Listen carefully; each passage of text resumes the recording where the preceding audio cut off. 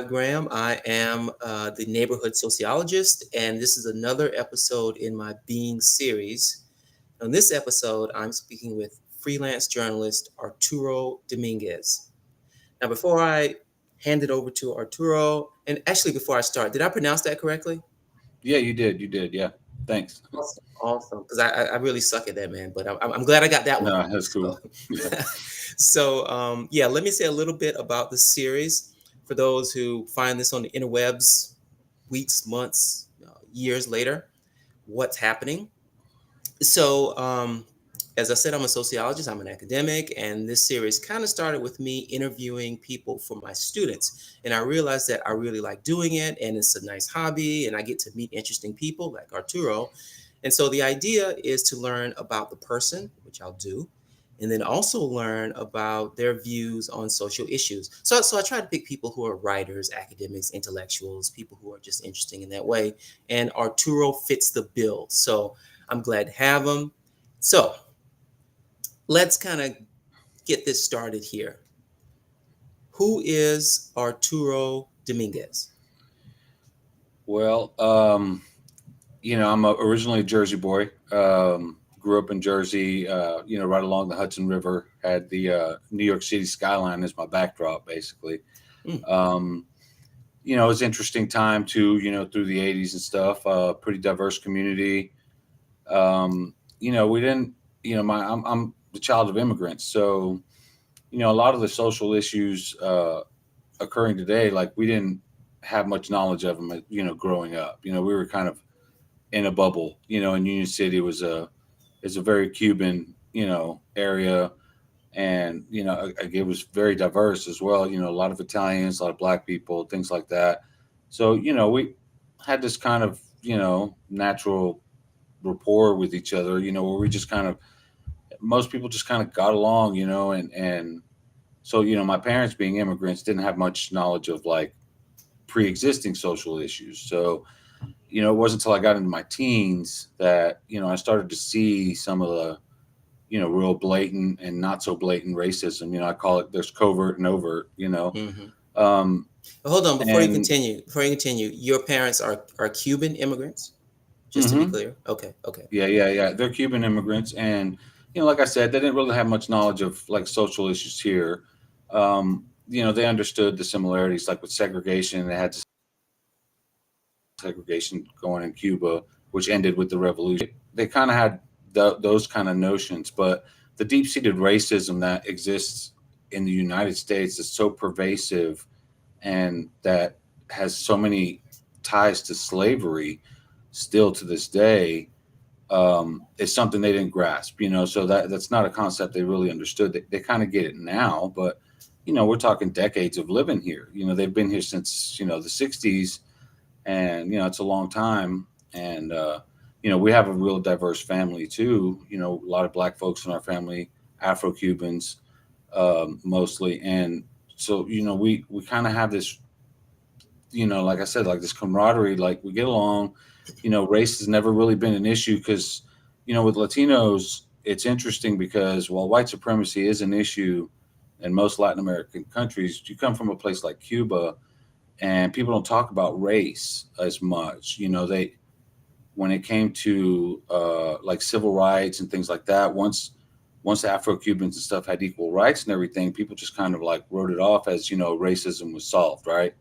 And clearly it wasn't. But in with a lot of Latin American countries, people identify by nationality. We don't identify as Latinos. We identify as Latinos here because that's how we're identified. But in Cuba, we're Cubans. We're in a Cuban community. We're Cubans. So Mm-hmm. it's the same thing with Dominicans, Puerto Ricans, you name it. Mexicans, same thing.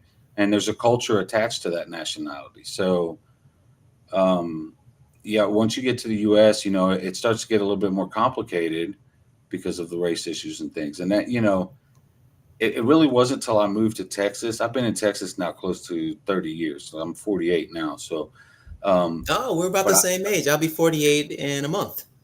nice, nice. Yeah, yeah. Um, awesome. So, yeah, when I got to Texas, it was different. When I was in New York, New Jersey, mostly in Jersey, I ran around with like anti-racist skinheads. They were called sharps, right? Skinheads against racial prejudice. And we got into a lot of fights. We fought a Interesting. lot of, yeah, we fought a lot of Nazis and things like that. And like, when I moved to Texas via Miami, I kept that whole thing, man. I was getting in trouble a lot, fighting.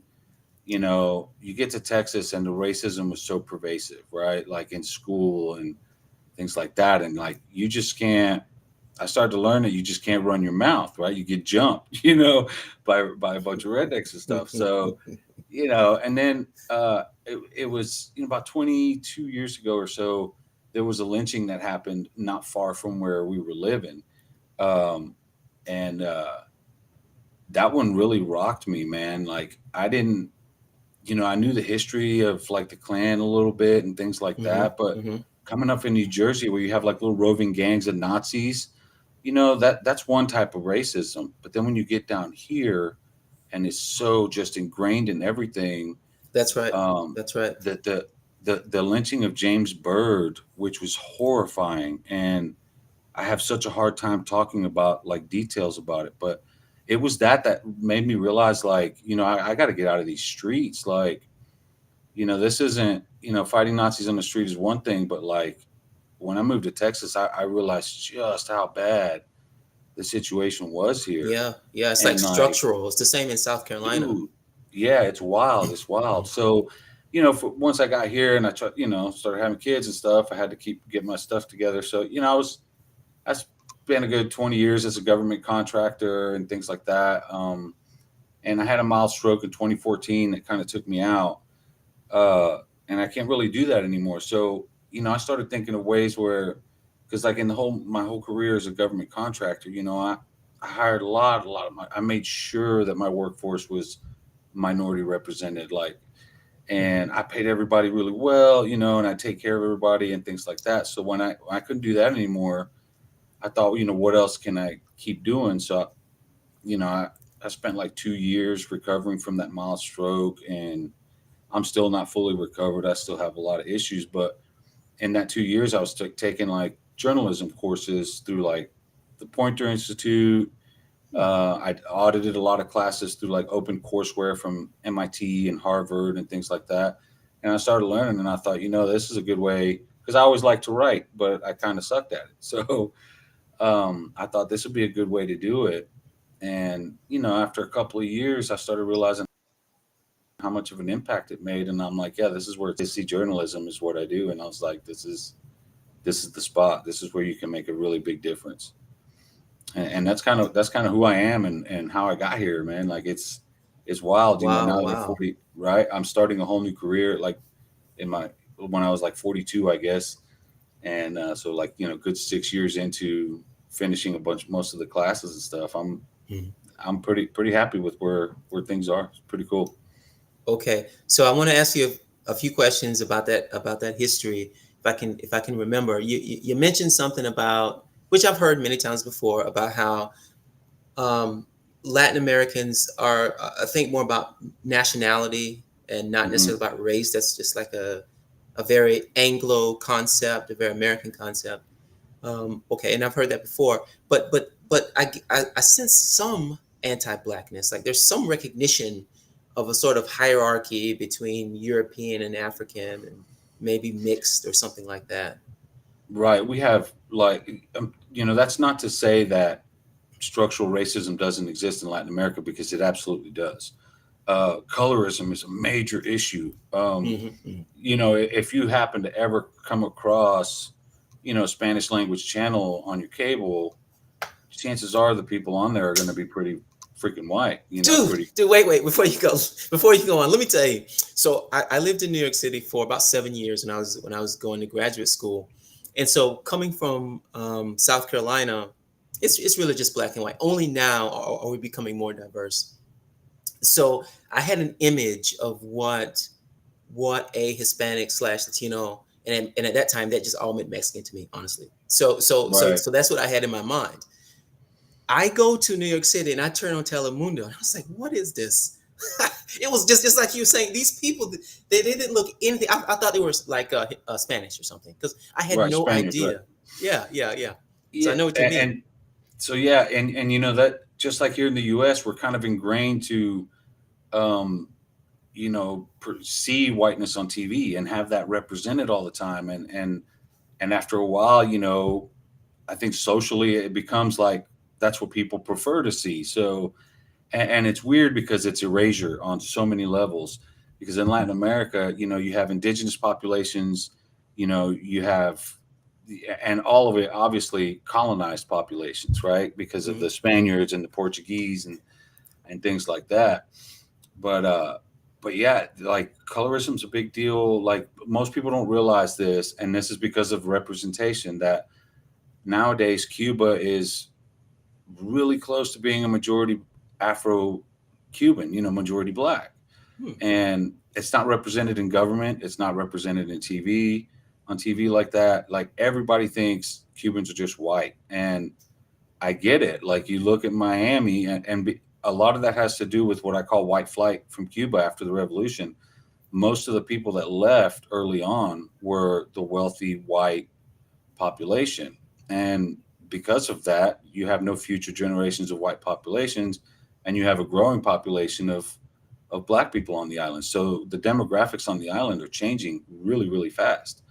And a lot of people on this side, the Cuban American side, don't really like that, because a lot of the people that came, and I'm not gonna lie, man, when it comes to Miami Cubans, there's a lot of racism there, and uh, a lot of them are real blatant about it, and they get Yep. away with it like nonstop. And that's, there's community theater there where, like a year ago, they were doing blackface, and every newspaper out there, reviews, they gave it all these great reviews, this, that, and the other, and some people saw people in blackface, and it was just shocking. And Wow. Wow. that's because they're so insulated. It's a giant bubble of just white Cubans, and that's changing with migration patterns. You have more black Cubans and Afro Cubans and stuff coming now, but in Miami, there's a huge portion of our population that's real racist, and we try to like emphasize the people that not all Cubans without trying to say not all Cubans. You know what I mean? Like Hmm. we're not trying to do the not all white people thing, or not all white men, or not, we're not trying to do that. But I try to, in my writing, I try to explain to people that like being labeled as just one group is kind of unjust in a way, because we're not a monolith by any stretch of the imagination. So just labeling everybody from as Latino doesn't really do us any service, and it also erases the other, black populations in the Caribbean, like in Jamaica and Haiti, and like there's always this argument about, are they Latino too, because they're in the hemisphere, and if anybody's coming from that area, they must be Latino, right? Well, I Hmm. mean, that's where things start to get messy, because we Right. can't. Cubans are not. I mean, we all speak Spanish, right? Because we're colonized and everything, and we have some of the same, cultural little, Yeah. Yeah. Yeah. idiosyncrasies and, Hmm. and foods and things like that. But like Cuban culture and Mexican culture are like so far apart. We're not. So like when a lot of people get insulted, even Mexicans, when you refer to everybody at the southern border as Mexicans. You know what I mean? Like because Yeah. there's That Haitians happens. down there. That happens. There's Yeah. Yeah. right, right. Hmm. Everybody, Donald Trump, he got to where he did by labeling everybody Mexicans. It's a catch-all Hmm. phrase, and Mexicans hate it because it's a disservice to them, and we hate it because we're not Mexicans. You know what I mean? So Right. like, Right. Right. Right. Right. yeah, it's unfair on a lot of fronts. But yeah, I mean, Well, so look. yeah, Let me ask you this now. So, it always makes me feel good when someone has a non-traditional path to being what I might call a thought leader. You may not necessarily take on that term, but people who write and produce ideas for society, I feel good when they're not, second generation. Both of my parents were professors. I went to Stanford, and now I'm working at the Washington Post. This kind of thing. I mean, it's fine. That's what they want to do, but I like it when folks take a different route, as you did, right? right. Now, the question I have is, even though you were a government contractor, Hmm. was there a part of you before you switched to journalism where you're like very thoughtful, reflective, you're like writing on the side, anything like that? Yeah, I did do some writing on the side before the stroke. But I had there's stuff out there in the ether, probably still floating around from back then. Hmm. But it was like, I might have wrote like once a month or once every couple of months. I might have threw some thoughts out there, if it revolved about an issue that, mattered to me, like colonizing Latin America and things like that, things that I always pay attention to. So yeah, I would write from time to time. I always enjoyed writing. I enjoyed poetry, and things like that. I don't really publish poetry too much, but I do have a lot of it written, just because I enjoy writing it. And the other thing, I've always been analytical. So like, I read. I've always been a big reader. Like I read a lot, and I like to analyze and be critical. So for me, I guess going from and being a government contractor, there's a lot of writing involved as well. Bids and having to meet guidelines, standards, things like that. But um, switching from one to the other was relatively easy for me just because of being so analytical and trying to always get things right. And I'm pretty vocal. I have, pretty strong opinions about certain topics and things like that. So it can be controversial. I've stirred the pot a few times, and it's fine. Like I tell everybody, I'll gladly take a beating if it means we're having a conversation about an issue. So and if I'm wrong, I'm wrong. If I'm right, I'm right. Whatever. I don't really like to try to rub things in people's faces and stuff like that. But um, you know, I know that like through my writing, I got a lot of people. I get a lot of hate, obviously, especially when I start talking about hate groups and sharing my knowledge about that, because I research them constantly, and there's a little backstory to that. Um, and that was my first run in with like a bona fide Klansman. Um, we're talking like one of these wizard type guys or whatever, and Hmm. it was I ended up knowing the guy for like 6, 7, 8 years, something like that. He was a friend of mine's dad, and he claimed to be reformed and blah blah. He didn't believe all those things, this, that, and the other, but he couldn't stop saying the N word. He still had those same beliefs, and I used to give him a lot of grief about if this is what a reformed you could just keep going because you suck at it, dude. Like, but I tried not to hate the dude because he was a friend of mine's dad, and it was like a weird relationship between them. They didn't see each other often, but I would run into him from here and there, and go visit with the friend and things. But that's when I started getting interested in hate groups, though, because he told stories about stupid shit, burning crosses and things like that, and I started getting curious. So I started trying to learn as much about it, and it turns out that in the Houston area, there's no shortage of Klan stories, man. Like, it's actually like Houston, the city itself, is so diverse, and it's such a great town. But man, the minute you step out of like the city limits, you're basically 2 steps from Klan country. Like, it's where in Prairie View, where Sandra Bland was murdered, and I will always say murdered. Um, over there, the sheriff is racist as hell, and that there's so much, like, it's such a segregated little town. You have your black cemetery, you have your white cemetery, and it's like it's a real trip, man, to come from a place as busy as like New York and New Jersey and Miami and things like that to come to this place. And like, Houston's busy, but the minute you get into rural areas and stuff, it could be creepy. Like, my wife's from East Texas, so we go up there a lot in East Texas, and there's a lot of things you have to let roll off your back because you're grossly outnumbered, all the time. Hmm. If Yeah, you yeah. pop off at the store because you hear something, it's you might want to think twice. And everybody's carrying a gun over there. Like it's crazy. So sometimes it's best just to bite your tongue. But if it's family or something like that, or my wife's family or something like that, I will call it out. But most of the times you have to let a lot of stuff roll off your back, and that's stuff that's ingrained. Like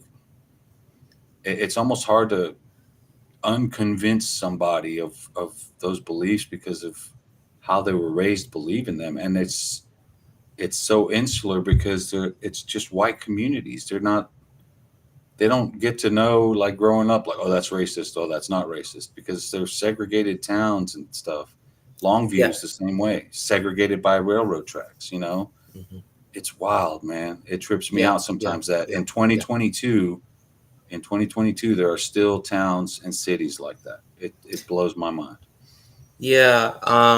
You're right. If they grow up that way, it's ingrained. And then on top of that, it kind of, you reinforce each other because, Yeah, this guy grew up the same way as you did. So, you can say something that, outside of that space could be seen as racist or just real messed up. But then the guy next to you feels the same way. So all of a sudden you think it's cool, and you just yeah. keep Well, doing that. yeah. And it's messed up. Yeah. Yeah. Yeah, it's wild. It's and that's what gets me when, and I hate to jump back on the Latino thing, but it gets me when you have Latinos that buy into that. Mm. They come here and it's like we don't have white supremacy in Latin America is somewhat the same, but it's very different. And we don't have that clan stuff, and we don't have a lot of it. We don't have a lot of it, and um, it's weird when you see, like, a white Cuban come over and start just agreeing with white supremacy and stuff like that, even though they're in almost an isolated community just surrounded by Cubans. And it's like, why did you start buying into, like, and there's a lot of anti-blackness in Latin America, and Cuba particularly. um Well, and look. it just Okay. Wait. blows my mind. It blows my Yeah. mind. You know what? Okay. I'm gonna say there's some logic to it, and you can kind of push back and tell me how I might be thinking because I'm not. However, is there something going on with my?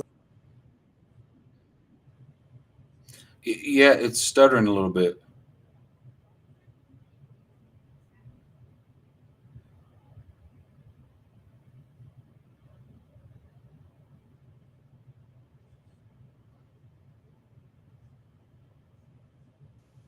Okay. Can Yeah, you now? yeah, yeah. Yeah, I don't know. Restream, that's the second time it's done that. So I was asking you about, you're saying that, it blows your mind how Cubans can kind of agree with a lot of this anti-blackness and white supremacy. So this is my theory, right? Now you can tell me if this is like off Hmm. base or something.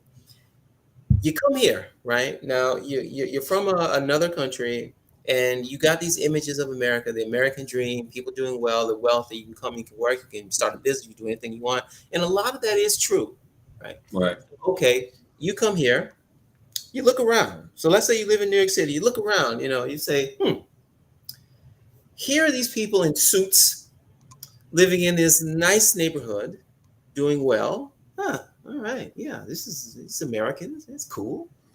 Then you look over here and go, huh, these guys, they're working minimum wage, menial jobs. There's a lot of crime over here. What the heck is wrong with these dudes? This is America. Just work hard and do what you got to do. And so you naturally come to the conclusion that there's something wrong with black people. you know and I mentioned that a lot. I talk about that. I also talk about proximity to whiteness, but let's stick to the anti-blackness thing. So Hmm. I wrote an article that there was some criticism of the 1619 project, right, from the Latino community, particularly like the Afro Latino community. So I decided to address it, and a lot of it was because there's a huge lack of understanding of what the 1619 project was about. And for them, they're like, oh, most slaves ended up in Latin America, blah, that's true, right? They said, Spaniards were in Florida before this, 1619, also true. What they don't tell you is that the Spaniards were run off from Florida by a slave uprising, and they were gone when 1619 happened. They weren't anywhere to be found. So, the other thing I also mentioned is that this is where white supremacy differs between Latin America and the U.S., and that's because an immigrant can come here. They can come with nothing in their pocket. They can start from zero. They can build an empire, right? Or a decent middle class living, right? And Yep, yep, yep. second generations in college, blah blah blah, right? The problem with it is that the black community in America starts at a negative, and that's what they don't understand. They don't understand the, I used to say decades of oppression because it kind of sounded cool too. Should have been the name of like a Slayer album, but um, it's actually centuries of oppression that still live on today. Our criminal justice system was built on, old antiquated, ideas. And, now it's a capitalist dream to be in, the prison industry right now. They're making a killing off of incarcerating people. So, I try to explain to the immigrant community in general, because you hear a lot of this come from, and I'm not trying to be biased, but you hear it from the African community, you hear it from Indian community. How come I got here with Oh nothing, yeah, and look at all me. immigrant communities. Right, Yep, yep. right, look at me, I'm an engineer. Well, black people don't have the H-1 visas or whatever. They don't have the visas to go to college. They don't have, black people are sitting at a negative. They're living in a, repressed, communities that, people don't invest in. They just don't. They try to devalue those neighborhoods so they could come in and gentrify them later and just keep taking from black people. And it's just this vicious cycle that's been happening since the beginning. And a lot of Latinos don't see that, but I think that there's a growing number of us that do. Um, especially like in like with Cubans, there's a big progressive Cuban movement, mostly younger Cubans, and that's the same case with every Latino. Is that the younger generations, they kind of split. Some of them go the whole, I hate to say Blue Lives Matter way, but that's where they go, and the other ones go the Black Lives Matter way, because at the end of the day, that's kind of where we are, right? Mm. So that's kind of how I see it, because Blue Lives Matter is just a reactionary movement to It Black is Lives Matter. exactly. So Yeah, yeah, yeah, yeah. and that's kind of a culture war in itself, and that in a sense generally speaks to the divide in this country. Um, it's just, I don't know, with Latinos, I try to emphasize the little nuances, because it's not so simple. It's not so cut and dry. Mm. It's it's All right. it's a lot more complicated. Yes, yes, absolutely, absolutely. Most people want simple answers and simple explanations, and it's rarely Right. that way. Now, before we did this, we set this up, or after we set this up, and some of your writing, and I picked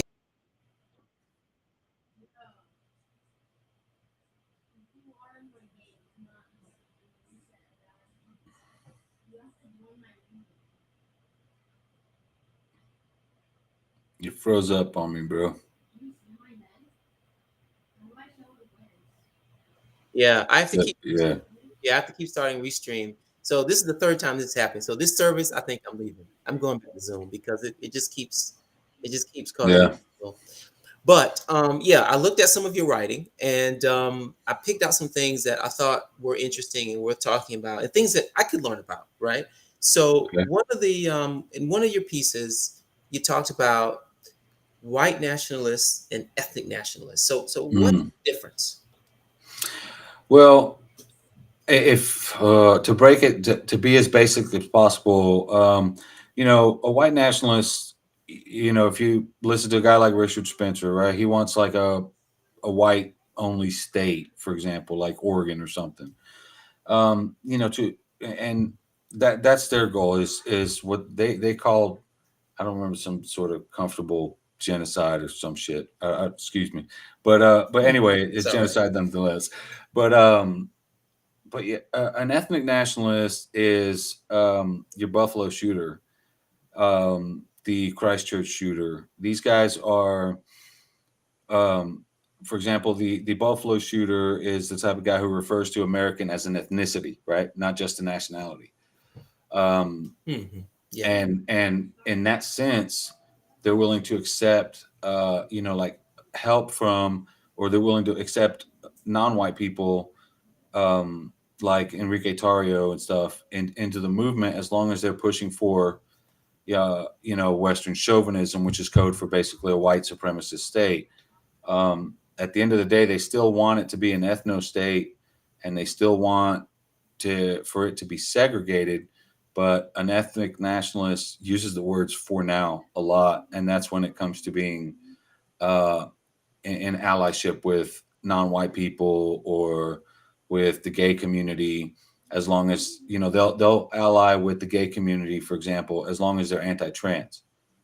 See what I'm saying? And they always use the words "for now." This is a Hmm. common thread you see on a lot of extremist channels and things like that. And to me, what I see it as, in a sense, I see it as a form of desperation, a form of, white supremacists are starting to maybe lose a little support here and there. So they're accepting, anybody who will help promote their stuff. Now, you have groups like Patriot Front who are avowed neo Nazis who won't accept anybody of color or a Jew or anything. I mean, they're pretty strict neo Nazis, so much so that a lot of other hate groups disassociate with them because they're so open about it and they're so upfront. Um, Guys like Patriot Front will be on the open internet saying things that other hate groups only say on secure channels. And most hate groups don't like that because it kind of exposes all of them. Um, one of the things you hear from, you know, an ethno national or an ethnic nationalist a lot of the times, like an Enrique Tarrio.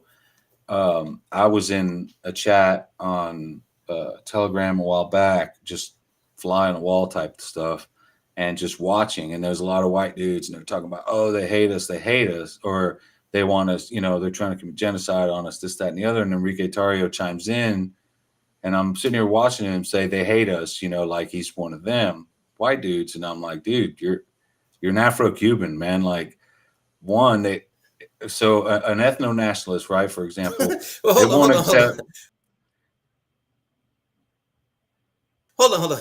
So I've never seen this Enrique person or European features. No, no, no, no. He's, by all accounts, he's black. Like, you could see it. I think you froze up on me. There you go. Yeah, yeah. Let's start over. So So I was asking you if this person that you mentioned, who's allying with the ethnic nationalist, does he have European features or something to no, make kind of? no. I mean, by all accounts, like, he could probably blend in the black community pretty well. So like no, he doesn't really have those features, and that's the thing. Like, here's the other thing with ethnic nationalists too, and this is kind of the same way with white nationalists. White nationalists are a little stricter, but an ethnic nationalist wouldn't accept me into their little community because, even though I look white, I'm not culturally white. So, like Enrique Tarrio It's all about the put culture. out all these things like he's culturally white, but he Hmm. can never be white because of his skin color.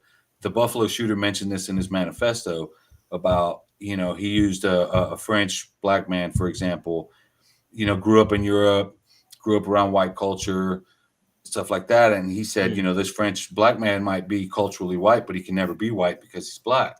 So, I read that reference in the shooter's manifesto, and I thought of Enrique Tarrio right away.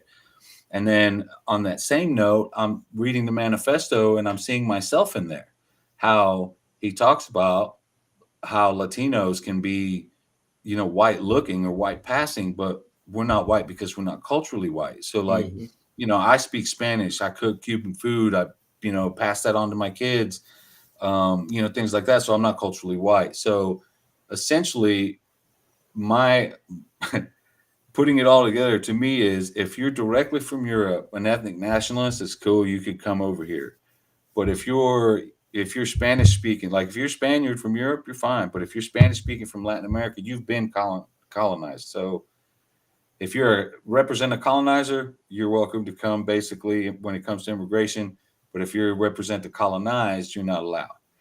So, and that's kind of ethnic nationalists go into some great detail of. I only say great as far as like size, not great as in Hmm. good, but I know in what you great mean. detail as to what what their beliefs are, and these beliefs have been formed over decades. From to me, I see the beginnings of David Duke's suit and tie clan. Run for office, try to Yeah. be kinder, friendlier in public, and I see that grow over time to what it is now, and that's what the Proud Boys represent with their whatever polo shirts, and they try to look sharp, except they have a more gang look to them compared to David Duke's clan. But Richard Spencer and some of those other guys that portray themselves as intellectuals, they're wearing suit and ties, but behind the scenes and things like that, they're avowed Nazis. Yeah. Well, So you can be a clean, well dressed Nazi. There's no yeah, reason why. yeah, Yeah, always in that's jack true. boots or something. So look, so let me. I like this idea of ethnic nationalist. I mean, I've heard the term ethno nationalism before. It's Hmm. kind of academic term, but it means what you're saying in a way. But I think that you're grounding it within the current American context, and I think it's really cool. I mean, people in Romania could be ethno nationalists. They want Romanians for Right, Romania, this type of thing. Right? right. But I like what you're doing here, and I think that in a way, when someone says they are anti woke, there's a subtext here where they're Yeah. saying, okay, this wokeness stuff is progressive, is decentering whiteness, it's platforming people who are trans, who are gay, or people of color. They want to bring in diversity. All these writers from Latin America and Africa and Asia. I'm anti that, which is really saying that they want to be close to whiteness, culturally white, just not Hmm. using those terms. And I think that's what anti woke means for a lot of people. And it kind of resolves the contradiction of, which I see a lot, people of color who are allying themselves with a lot of the most outspoken anti woke people. And I'm saying to myself, dude, you are advocating for people who probably don't like you. But what they're advocating for is the culture. They've Hmm. got that closeness to whiteness. So they're saying, I'm close to whiteness. I fit in, I'm comfortable, I'm doing well. I've married someone who's from that culture. I live in that neighborhood. Everything's cool. So I'm anti-woke. And I think that's kind of what's happening. Like anti-wokeness is a kind of ethno nationalism. I mean, I don't know. This is You, just something I'm thinking about right now as you but talk about well, in a sense, I mean that's true because okay, so moving from South Florida, let's move to South Texas. Um, South Texas, same thing. What happened in Uvalde? Like, come on, man! Like all them cops standing around. You're the chief.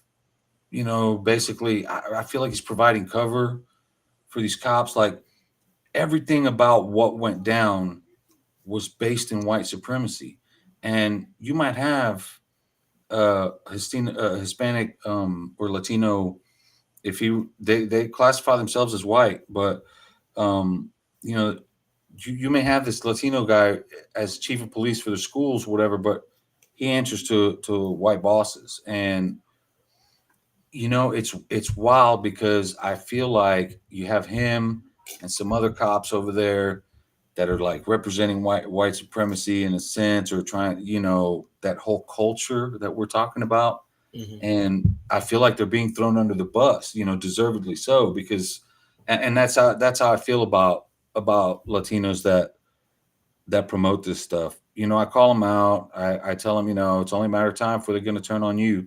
Um, and when they get thrown under the bus, I kind of laugh, but I can't laugh at Uvalde. I can't. for a whole host of reasons. So I've been reporting on that situation too.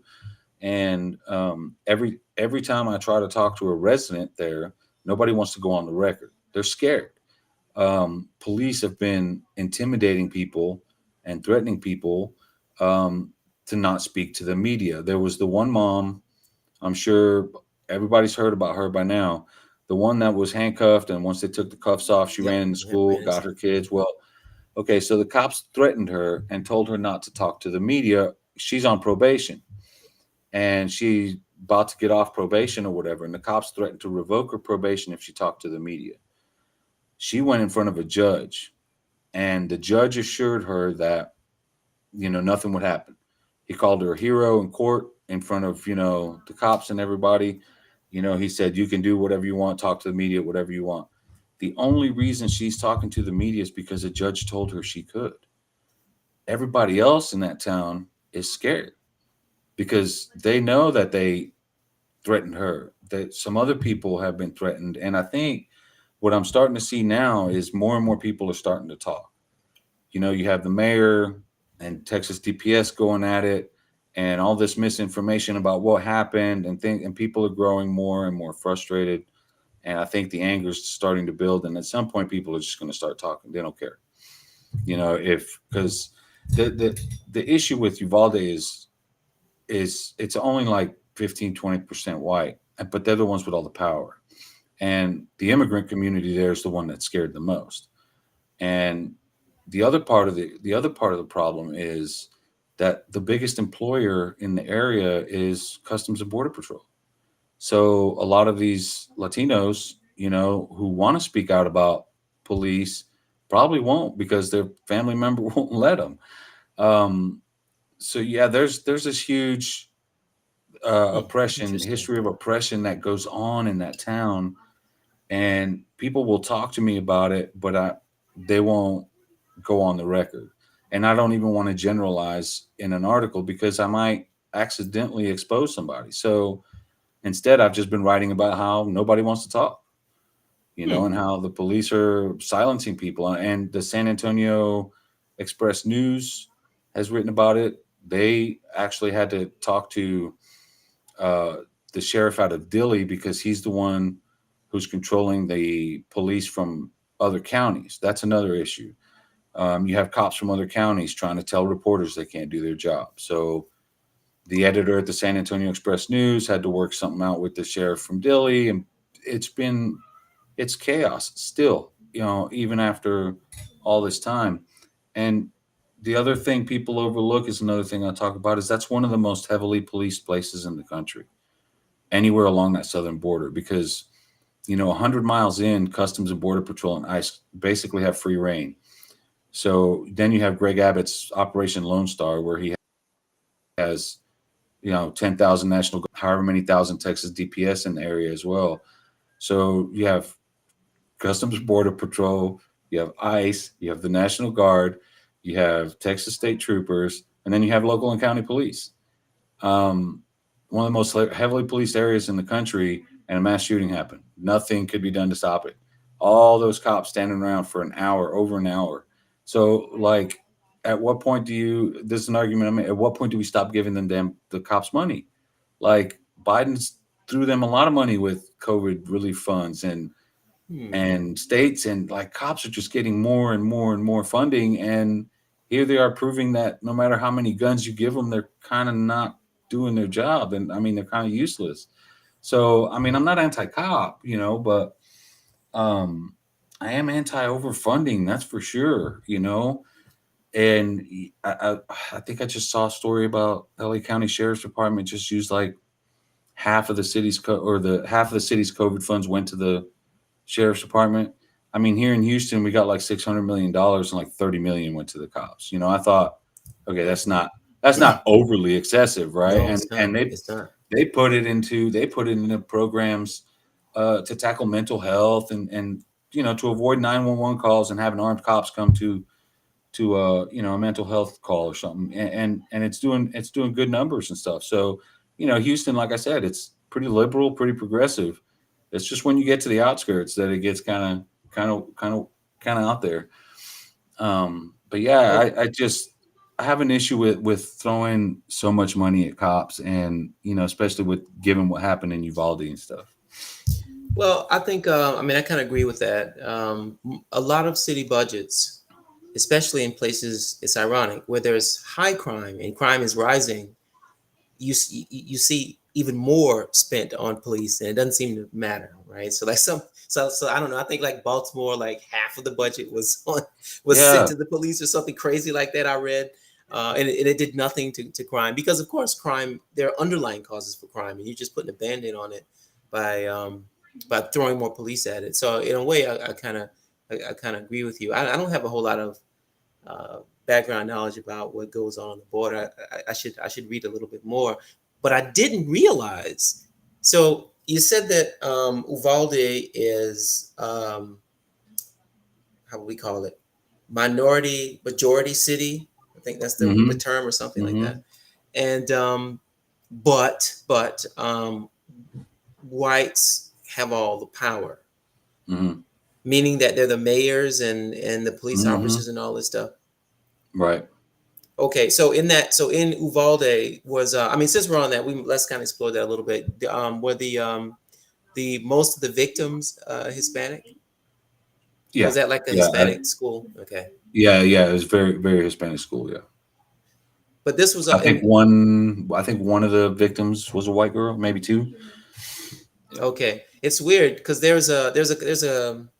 think there's a baseball player. I love baseball who went to that high school, and so he's a white Mm-hmm. guy, and so in my head, I'm thinking that this was a town, one of those towns in Texas that was majority or maybe equal white. That's really interesting.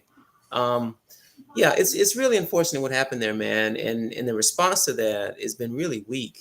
Actually, no, I have to Very. say there was a bipartisan bill signed for something. I don't know what that's going to Yeah. do. Yeah, There, but there's some good things in that bill. The boyfriend loophole they closed, and there's mhm. some things that there, and I'm the last person that's going to tell you to ban a gun. Um, you know, I own an AR-15. I have guns. I'm a gun owner. I think we're beyond banning guns making a difference. Um, and I mean, my whole block, my whole neighborhood over here, everybody's is pretty, armed, and I when I always tell the story because to me it's still funny, and my neighbor kills me for this, but there was a time, and I never mentioned who it is, but during the protest 2020, there was all this misinformation about Antifa's coming to the burbs, right? Or Black Lives Matter's coming to the burbs. And one of my neighbors, man, was like freaking out. He's all talking about, man, I got the guns tactical around the house. I'm like, dude, no. I'm like, they're not coming to the burbs, bro. Like they come, you ain't got nothing. Like what? Like you, people don't know you. Like they don't know you live here. Like I was like, they're not coming over here to your little. But and I kind of talked him down, and it was cool. And after that, he was a lot more. You're right, man. It's not really feasible when you think about it.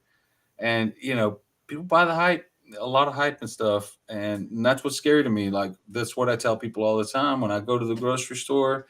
Um, Most of the reason why I'm packing is because it's those far right wing nuts that I'm afraid of. Mhm. It's Texas no longer has any rules to carry a gun, so any idiot who's never been trained is carrying a pistol on their side, and I'm like, dude, if that goes off, I'm gonna shoot you back. Like you better watch it. So no, I'm kidding, but yeah, no, dude, there's a lot of stupidity that goes on just because there's nothing in place. Not like when I got here and I wanted to carry a gun, I took the concealed handgun. I got the license, and I recommend everybody does that. I think that should be a requirement. They teach you the law. They teach you how to properly use. When you can and can't. That type of stuff. So I think everybody could benefit from the training, but at this point, until we start taking some other like really active measures to try to stem gun sales, especially the private gun sales at Mhm. gun shows, you're not going to stop putting guns on the street. Another fact here in Houston, roughly 4,000 guns a year are stolen from cars. 4,000 a year are put on the street, Hmm. stolen out of a car because there's no law requiring you to secure your weapon. So people just leave them under the seat, and you know, somebody breaks into your car, it's gone. I'm just like, Jesus Christ, 4,000 guns a year. I'm just, and there was another story recently, a couple years ago, actually. One of the local stations talked to a bunch of, I can't remember how many, I think it might have been all of them, something like 90 something murderers from the Harris County area in the Houston area on death row that killed people with a firearm. And they asked them where they got the weapon, and every single one of them said they bought it on the street, that it was illegal. And my Yeah, yeah, mind yeah. immediately There's went a to, thriving black my, market for that. Yeah. right. And my mind immediately went to 4,000 guns a year on the street. I'm like, oh my God. Like that statistic, it won't go away. It sticks to me. It really does. As a gun owner, it scares me. It scares the shit out of me. Like, come on, man. Hmm. So, okay, I am somebody who can't be pinned down, and that really frustrates people. So, most of the time, I have progressive causes and stuff, and so this is one of them. You know, so Hmm. so for the past 2 or 3 weeks, I've been talking about um, uh, what was I talking about? Progressives are always, focusing on things that no one cares about. This is a problem, blah blah blah blah. So I'm getting a lot of pushback. But this issue is I'm just kind of straight progressive, and I think, I'm like, look, we got to do something with the guns. I mean, find a way. Well, there's a will, there's a way. If we can get rid of Right. them, get rid of them. This is my view. So even though I've shot guns before, I was in the military, and I don't own one now. I would be very happy if we could invest any type of resources into getting them out of people's hands. Yeah. Even great writers like Arturo Dominguez, take it out of his No, and hands too. and I'll agree with you on that point because even though I'm one of the people that thinks that banning guns is it's too late to ban guns, if Mhm. they did, I'd accept it. I totally understand that the majority of the United States would like to ban an AR-15, and if they do and they want me to give it up, I'll give it up as long as everybody else giving it up too. No, but I'm gonna be No, that honest with makes you, sense. dude. That makes sense, No, actually. no, no, but I'll be to be brutally honest. AR-15 has very little use, practical use. If I want to go to the store, I'm not going to carry my AR-15. I might pack my subcompact 380. Little thing fits in the palm of my hand. Shoots an elephant.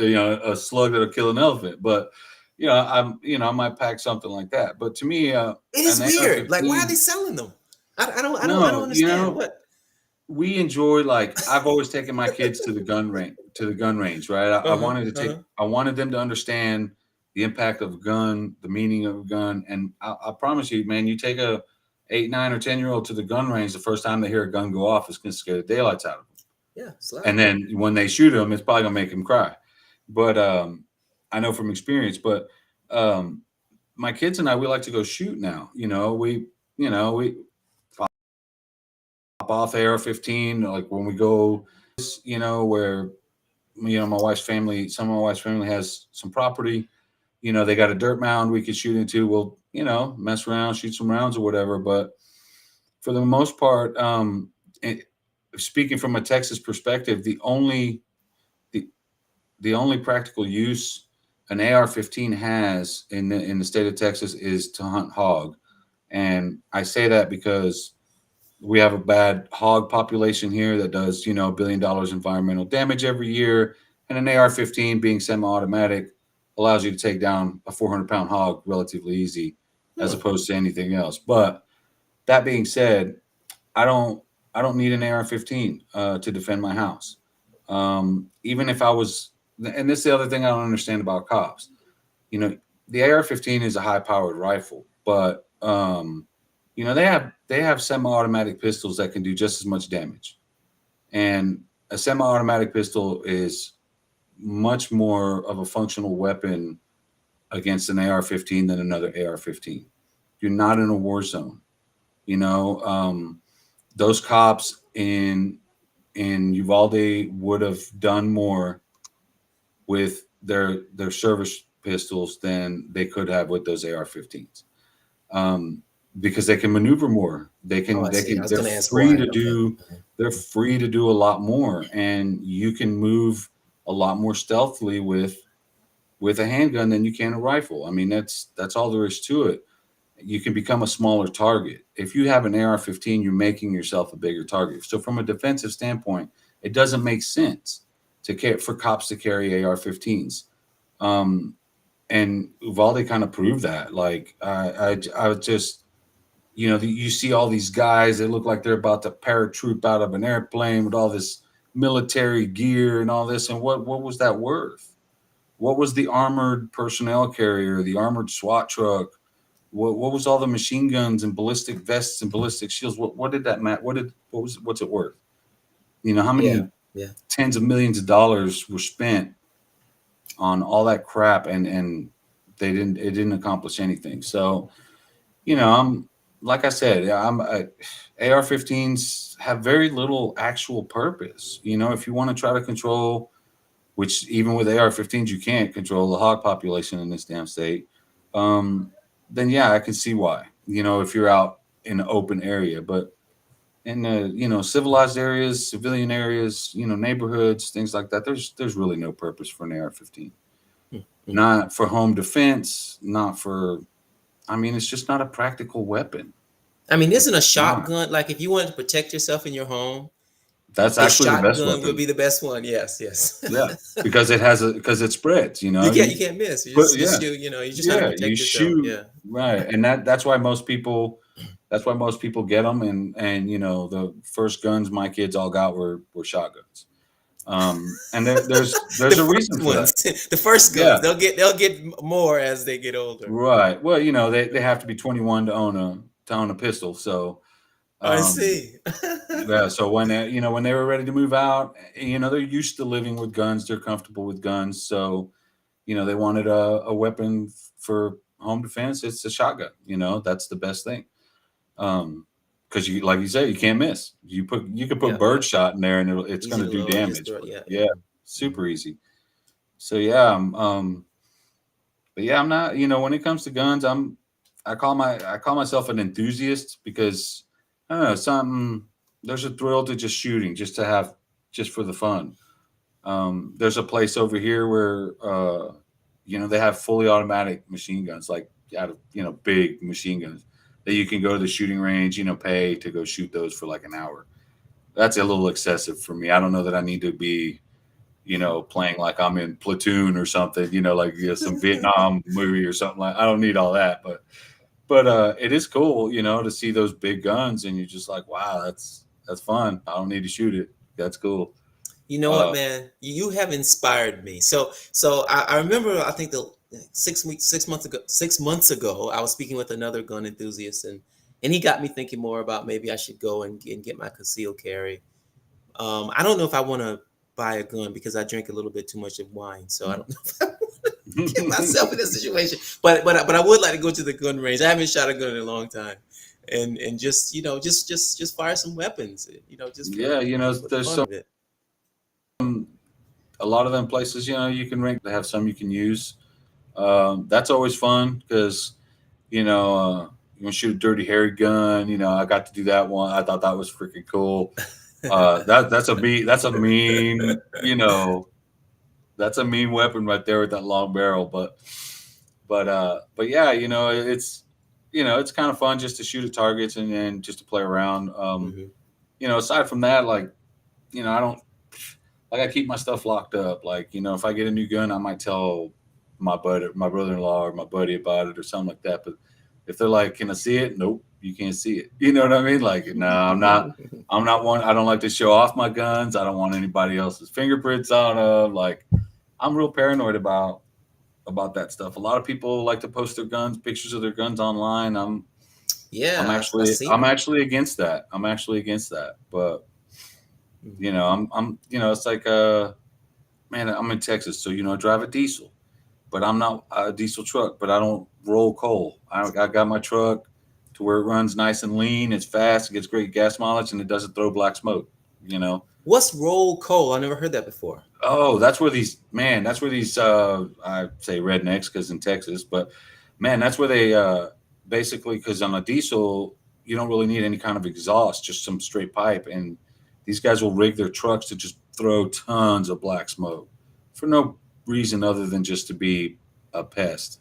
Like a lot of times, if you go up to East Texas, get this, man. In East Texas, there are EVs charging stations at almost every gas station, every truck stop, everywhere. So there'll be somebody over there charging their Tesla, and some dude will pull up in his big Dodge, freaking jacked up, you know, diesel truck, and just throw black smoke all over them. And I'm like, why, man? Why? Why you gotta do that? Like, So wait, are you telling me this is the white person's version of like hydraulics? yeah, I'm Some telling kind of you, that's a good way to put it. demonstration of. That's a good way to put it because they jack them trucks up, man. And I'm telling you, and I don't. Okay. I'm a fan of turbo diesels because they burn clean if you set them up right and they last you forever. You know, my truck's a '99. It's got 300,000 miles on it. I don't see the point replacing it. You know, I'm that kind of guy. So Yeah, I drive my old diesel. I keep it clean, and that's all there is to it. But you got these guys all over the place, man, and they just make people. They make us look all the other truck. You know, people that drive diesel trucks look bad. It's just Oh terrible. man. It's just terrible. And most of the Okay. time, the people who roll coal got a Trump flag or something like that. So yeah. Look, man, I like to keep this at an hour, so a lot of the questions I'm not gonna get to, but that's real cool. That's real No, you cool. good? So we'll just run it back again. We'll try again in the future, man. Yeah, dude, definitely. This was cool. I enjoyed it. I did too, and I learned a lot. This was really nice. So, yeah, I appreciate it, man. And I'll be reading some more of your writing, and I'll be seeing you on Twitter. And when Likewise. I inevitably say something, like just let me know it sucks and keep it moving. Most of the times, I just let it go, and I was just like, when somebody says something I don't like, I just roll. I just let it go. Man. Yeah. Whatever. But All right, I brother. appreciate you, man. Thank Yeah, you. yeah. Mhm.